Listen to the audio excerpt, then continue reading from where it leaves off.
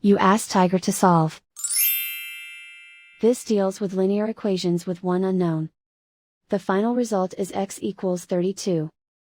Let's solve it step by step.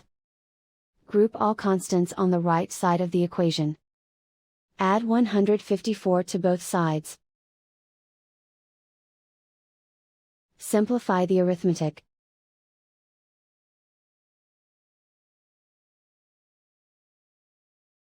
Isolate the x. Divide both sides by 22. Simplify the fraction. Find the greatest common factor of the numerator and denominator.